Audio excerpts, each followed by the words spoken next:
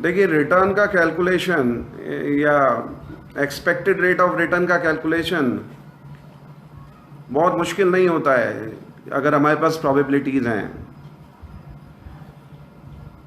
दूसरा एरिया जो हमें देखना है वो देखना है रिस्क का। देखिए, सिक्योरिटी एनालिसिस की बात करें तो दो तरह के रिस्क होते हैं, यानी टाइप ऑफ रिस्क की बात करें तो रिस्क या तो सिस्टमेटिक होता है या तो फिर वो अनसिस्टमेटिक होता है। देखिए, systematic risk is a kind of risk which is common, यानी ये रिस्क अगर है तो ये सबके लिए है, ये पूरी इकोनॉमी के लिए है, ये हर इंडस्ट्री के लिए कॉमन हो सकता है, ये हर कंपनी के लिए भी कॉमन हो सकता है। अगर कोई रिस्क अनसिस्टमेटिक रिस्क है तो वो यूनिक है, यानी इंडस्ट्री स्पेसिफिक भी हो सकता है, कंपनी स्पेसिफिक भी हो सकता है। देखिए, अभी जो समय चल रहा है जहां पे पूरे देश में लॉकडाउन है, तो कोरोना का जो रिस्क है ये सिस्टमेटिक रिस्क है,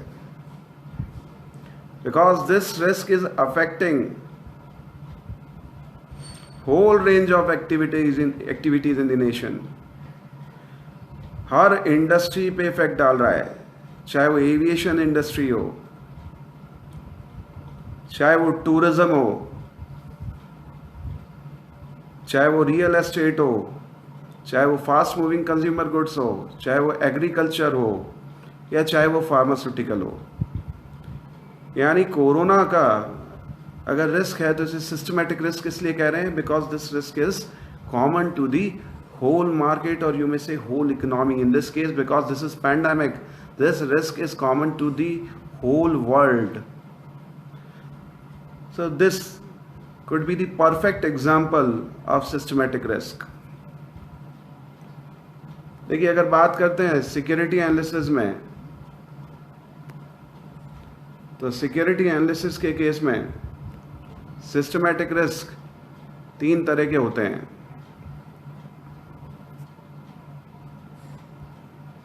एक होता है मार्केट रिस्क, एक होता है इंटरेस्ट रेट रिस्क और एक होता है परचेजिंग पावर रिस्क। देखिए, मार्केट रिस्क की जब हम बात करते हैं, देखिए कई बार हमने कोटेशन सुना होगा म्यूचुअल फंड्स के, अगर कोई एडवर्टीजमेंट आते हैं और बहुत तेजी से बोला जाता है mutual funds are subjected to market risk, please read the offer document carefully before investing. यानी वहाँ पे बात की जाती है कि जो म्यूचुअल फंड्स हैं जिन्हें comparatively safe Avenue of investment माना जाता है, वो भी मार्केट रिस्क से पीड़ित रहेंगे। यानी market risk is related to the perception of the investors. किसी कारण से अगर इन्वेस्टर्स का, किसी कारण से अगर बायर्स का, सेलर्स का या economy as a whole perception change हो जाता है तो ये मार्केट रिस्क बन जाता है। जब भी परसेप्शन चेंज आता है तो उसका इफेक्ट पड़ता है बाइंग एंड सेलिंग पे। अगर सिक्योरिटीज मार्केट में हम बात करते हैं तो शेयर का वैल्यूएशन या मार्केट प्राइस ऑफ शेयर या सिक्योरिटीज बाइंग और सेलिंग पे डिपेंड करती है। तो अगर किसी कारण से बाइंग एंड सेलिंग पैटर्न पे या परसेप्शन ऑफ इन्वेस्टर्स में चेंज आता है तो ये रिस्क कोई कंपनी स्पेसिफिक रिस्क नहीं होता है और ये मार्केट रिस्क बन जाता है और इससे कोई भी कंपनी या कोई इंडस्ट्री अछूती नहीं रहती है। इस तरह दूसरा रिस्क है इंटरेस्ट रेट रिस्क। देखिए, जब भी आरबीआई बैंक रेट बढ़ाता है तो लोन्स महंगे हो जाते हैं। देखिए, इसमें दो चीज़ें समझने की हैं। इंटरेस्ट रेट में अगर चेंज आएगा तो इकोनॉमिक एक्टिविटीज़ में भी चेंज आएगा। देखिए, दो तरह के चेंज हैं। पहले तो इंटरेस्ट रेट बढ़ेगा तो हो सकता है फिक्स डिपॉजिट्स पे रिटर्न्स बढ़ें और ज़्यादातर इन्वेस्टर स्टॉक मार्केट की जगह इन्वेस्ट करना चालू कर दें बैंक्स में या फिक्स्ड इंटरेस्ट सिक्योरिटीज़ में। इसका मतलब है अब लोग शेयर्स में इन्वेस्ट करने में इंटरेस्टेड कम है। इसका दूसरा इफेक्ट इंटरेस्ट रेट बढ़ने का आएगा इंडस्ट्रीज पे, जहाँ पे उन्हें लोन महंगा मिलेगा।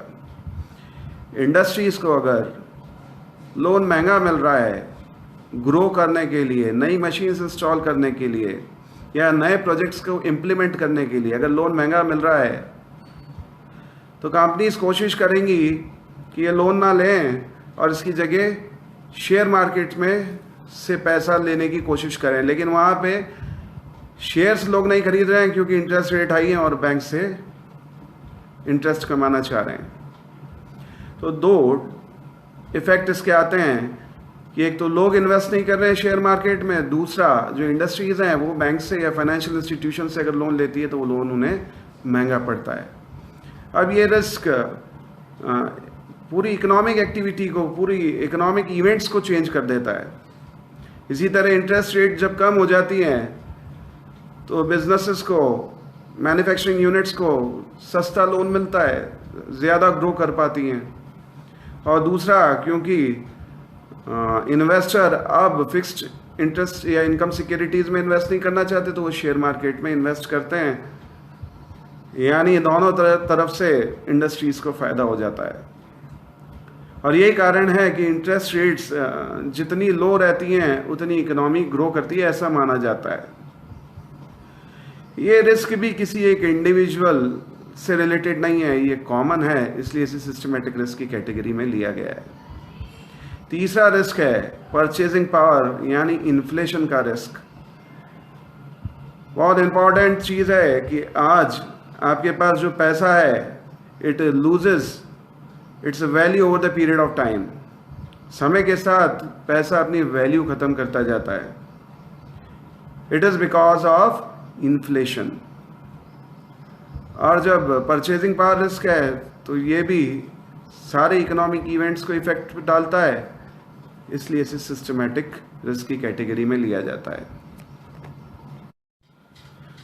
चलिए, when we are talking about unsystematic risk, and there are two types of unsystematic risk. One is business risk and another one is financial risk. एक और रिस्क होता है जिसे डिविजिबिलिटी के कॉन्टेक्स्ट में भी लेते हैं, जब हम सिक्योरिटीज़ मार्केट में शेयर किसी इंडिविजुअल कंपनी का खरीदते हैं, बेचते हैं, लेकिन उसकी बात बाद में करेंगे जब उसकी ज़रूरत लगेगी।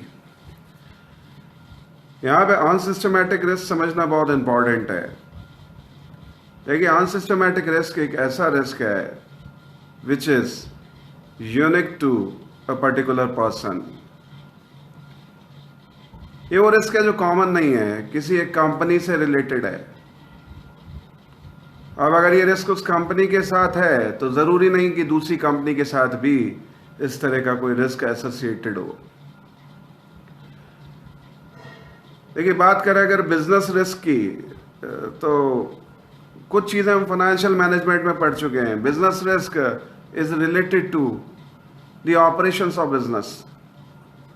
ऐसे कह लीजिए, जब हम ऑपरेटिंग लीवरेज निकालते हैं तब बिजनेस रिस्क के बारे में कहीं ना कहीं डिस्कशन ज़रूर होता है फाइनेंशियल मैनेजमेंट में।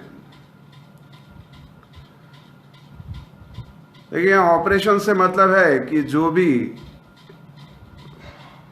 ऑब्जेक्टिव है बिजनेस का, मान लीजिए कुछ मैन्युफैक्चर करने का और उसे बेचने का, तो इससे रिलेटेड उस कंपनी के जो भी ऑपरेशन है उससे कहीं ना कहीं एसोसिएट करता है ये रिस्क। अब इसका एक सिंपल सा मतलब है, ये रिस्क इफेक्ट डालता है ईबिट पे, earning before interest and tax, अगर फाइनेंशियल मैनेजमेंट के कॉन्टेक्स्ट में इसे देखा जाए। यानी कंपनी की अर्निंग पे इसका सीधा इफेक्ट आता है। अब वो कौन से रिस्क हो सकते हैं जो कंपनी की अर्निंग पे डायरेक्ट इफेक्ट डालें?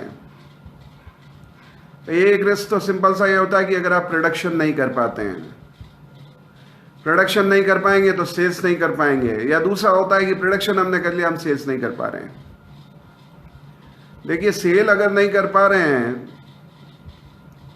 तो उसका रिस्क सिस्टमेटिक भी हो सकता है। मान लीजिए इकोनॉमी में डिमांड ही नहीं है और सारी इंडस्ट्री उससे जूझ रही है, लेकिन हम किसी कारण से प्रोडक्शन नहीं कर पा रहे हैं, हमारी इंडस्ट्री की दूसरी कंपनीज अच्छा प्रॉफिट अर्न कर रही हैं, तो हो सकता है कि जो प्रोड्यूस हो रहा है वो भी, उसकी क्वालिटी भी कॉम्पिटिटिव क्वालिटी ना हो। अब किस तरह के रिस्क हो सकते हैं ये, मान लीजिए, क्योंकि ये कंपनी स्पेसिफिक है, आपके जो वर्कर्स हैं they are not happy. If they are not happy and they have their union, they may go for strike. अगर स्ट्राइक होती है तो उसका सीधा इफेक्ट आता है प्रोडक्शन पे, आउटपुट पे।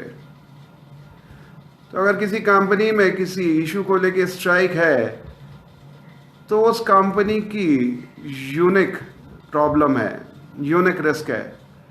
अभी अनसिस्टमेटिक रिस्क में की दो कंडीशन होनी ज़रूरी है। पहली चीज़ तो ये कंपनी स्पेसिफिक होना चाहिए, दूसरा ये अवॉइडेबल होना चाहिए।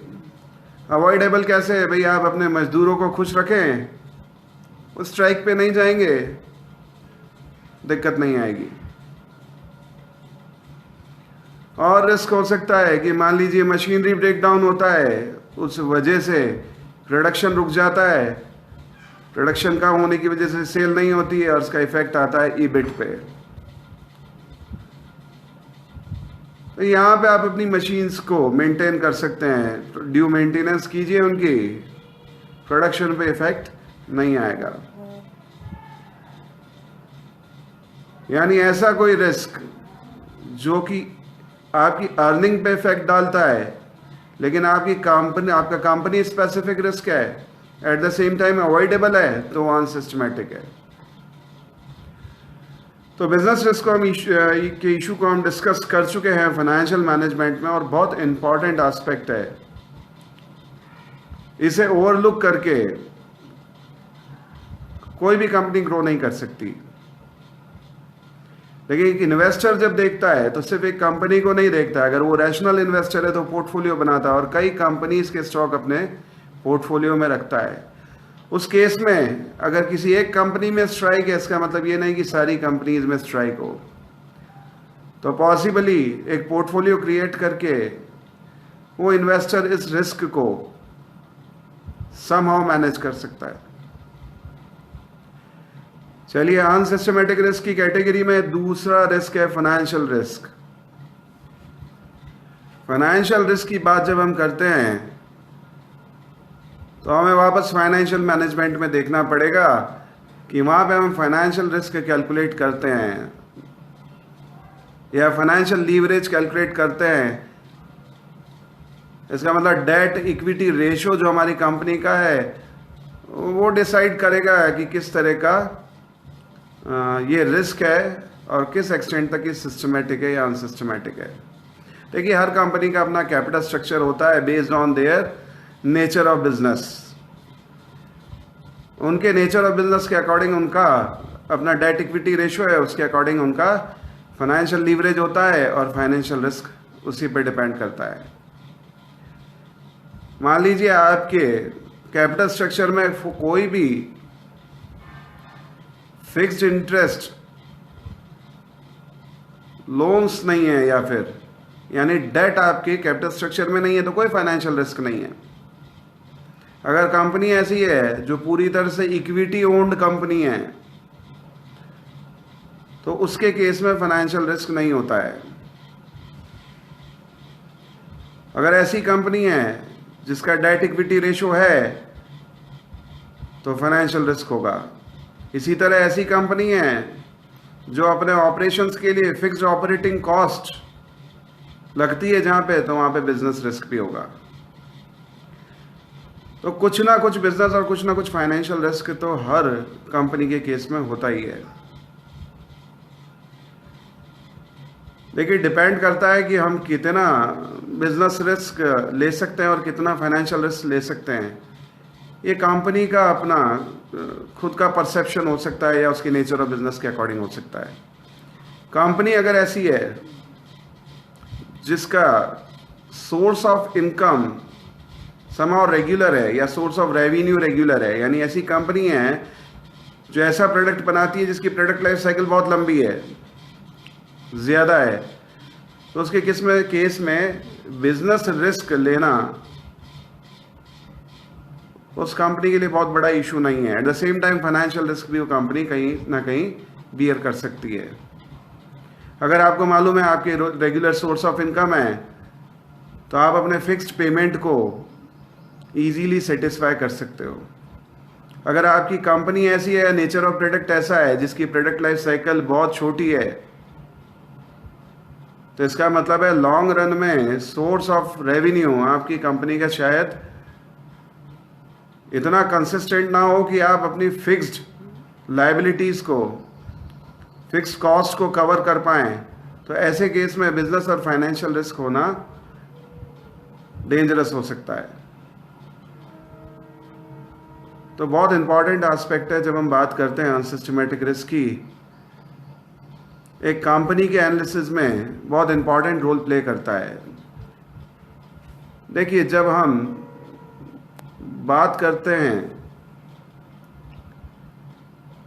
एक इन्वेस्टर के परसेप्शन की या पॉइंट ऑफ व्यू की, तो हमें इन दोनों ही रिस्क को कहीं ना कहीं कंसीडर करना पड़ता है। देखिए, अगर कोई पोर्टफोलियो बना रहा है तो हम कह सकते हैं कि अनसिस्टमेटिक रिस्क एलिमिनेट किया जा सकता है, क्योंकि अलग अलग कंपनीज में इन्वेस्ट अगर हम करते हैं, पोर्टफोलियो बनाते हैं, तो हो सकता है किसी एक ट्रेड साइकिल में कोई एक कंपनी इतना अच्छा परफॉर्म नहीं कर रही है, लेकिन हमारे पोर्टफोलियो की दूसरी कंपनीज, दूसरे स्टॉक्स अच्छा परफॉर्म कर रहे हैं। ये पोर्टफोलियो बनाने के बाद भी सिस्टमेटिक रिस्क हमारे लिए हमेशा रिलेवेंट होता है।